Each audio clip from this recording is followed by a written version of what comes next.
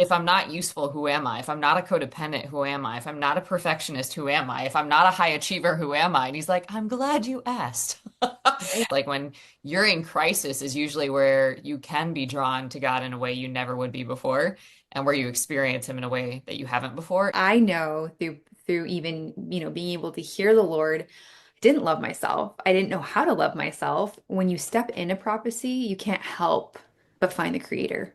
You can't Yeah. help but pursue him Mhm. because that gift is nothing without love and it's nothing without him because he is love. I was frustrated that I didn't know who would. Do you know what I mean? Or it's when you think about a funeral, who would show up? And I'm like, wow, like I am facing and processing some interesting thoughts and interesting things. What are you contributing to the lives of other people, and are you loving them well? A lot of what we're doing is masquerading as love, but it's not actually love. And apart from God, you can't love, right? Right? Being able to stop for a minute out of your day and be able to encourage somebody, that changes the trajectory of people's lives.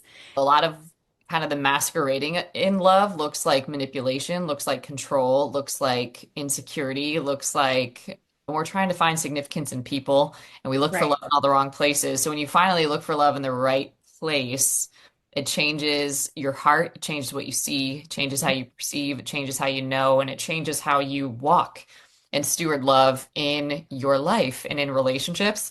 Love casts out all fear. So it drives fear out of you and it makes you really courageous in loving other people through some ugly stuff. You don't condemn people, you're Yeah. bold in God's love. This is real. Like the word talks about it, but we're actually living in it right now. And it was like my eyes opened and I remember going to my pastor and I'm like, we read about this, but this is actually real. This is happening. And he would just smile at me. He's like, yes, Jesse. Yes, that's Yeah. exactly true. You're not crazy. This is actually real. There's Yeah. nothing like putting a fire underneath of you when you don't know your identity and you need to have authority. I remember first reading in Ephesians, right? I'm like, I have armor? I What the know. heck? Like I've been Where's walking out your here naked sword? and unprotected and not covered and didn't even know. Like not okay. Pressure brings Mhm. out the diamond, it brings out the gold in you. So we do need adversities to activate what's in us. Interestingly enough, apart from God, we're nothing.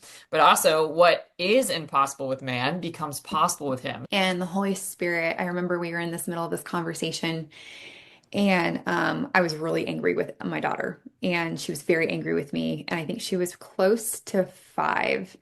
And I remember she looked at me and she was just spewing venom. And I was so angry and I was kind of just giving it back to her. And the Holy Spirit stopped me. If you continue to do this, you are going to